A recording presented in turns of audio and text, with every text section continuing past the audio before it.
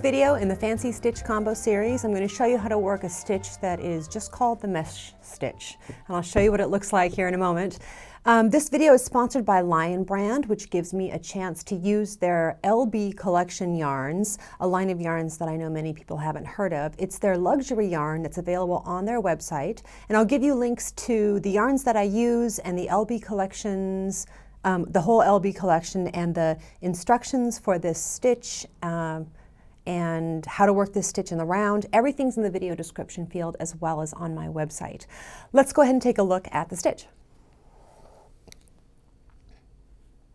Here's the stitch in, because it's a lacy stitch, I've used a big needle size. I've used a size 8, which is kind of big for this weight of yarn, but it gives us a really lacy look.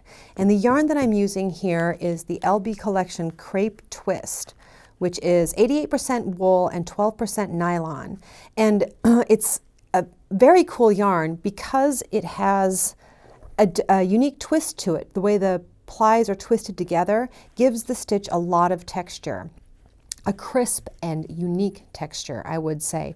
This stitch is kind of this zigzaggy lace pattern, and the wrong side of the work is still very pretty, but it looks like the wrong side of the work. So maybe not the best choice for a scarf or something. Besides, it's a pretty good chance that it will curl up. I've just steamed this out and it's not curling now, but there is a chance of that. And in the next sample, I've knit in a much tighter gauge using the LB Collection 100% Cashmere yarn, which is a beautiful, soft, luxury yarn, and it is a dream to work with. I wanted to knit all the samples for the rest of my life in this yarn. They have, Lion Brand has 16 colors in this, and you can see it gives beautiful stitch definition. And the zigzag pattern isn't quite as defined in this gauge. I used a needle size 6 with this. It still looks good. We just have big lacy holes and small lacy holes, and the zigzag shows up a lot more with this yarn in this gauge. Okay, now I'll show you how to work this stitch. I have a little sample. This is worked on a multiple of 2 stitches. Let me double check that. Yes, a multiple of 2 stitches, and it is a 4-row repeat. And I'll tell you, if you're looking at this stitch on the Lion Brand website, I've made a slight modification to the pattern. I've added a knit stitch at the beginning and the end of each row, because working a yarn over as the first or last stitch is a pain. It's just easier to add a knit stitch. So here, this is how this goes, this stitch combination. We're going to knit 1, yarn over, knit 2 together. That's this whole thing. That's the repeat. The knit 1 is the edge stitch. The yarn over, knit 2 together is the repeat. So I'm increasing, decreasing, increasing, decreasing. The yarn over increases, the knit 2 together decreases. Yarn over, knit 2 together, yarn over, knit 2 together.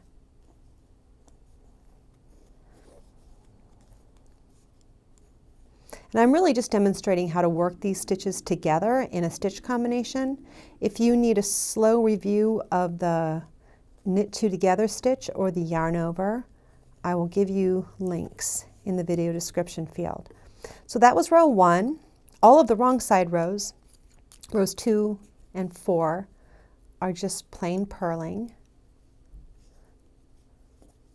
And be sure when you're working, whoops, I just lost my stitch. You get to watch me save a stitch here. When you're working across on the wrong side rows, be sure to count the yarn overs as real stitches and purl them, because they don't look like a real stitch, just as a yarn just kind of draped over the needle. It's a real stitch.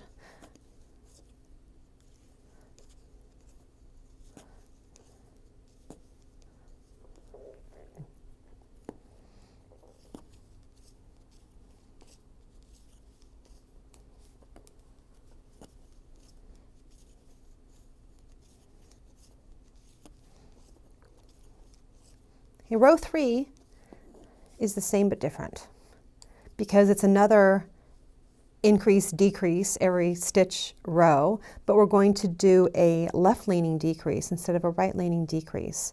So I knit one, and the instructions say SKP, and that's going to be slip one stitch as if to purl, knit one, and pass that slip stitch over, and then yarn over. Slip, knit, pass that stitch over, and yarn over. Okay, let's break this down a little bit more. This pattern does not specify slipping as if to knit or purl, so default should always be slipping as if to purl. And then I knit the next stitch, and then you're basically going to bind a stitch off here. So you grab the stitch that you slipped and pull it over, but you want to make sure you're not grabbing the yarn over. The yarn over has no, it's just, the yarn draped over the needle. There's the yarn over, there's the slip stitch, there's the one I just knit. So I want to do that second stitch. And the reason I point this out is because, whoops, the yarn over can sometimes creep up. Let me see if I can make it happen. Will sometimes cross over and creep up into your slip stitch, so be sure to separate them.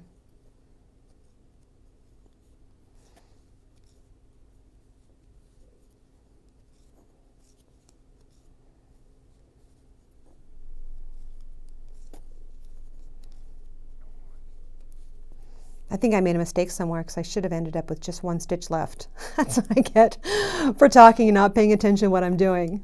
I'll tink back and fix that and find out where I went wrong. Anyway, many thanks to Lion Brand for letting us use their beautiful yarns in this series. Good luck.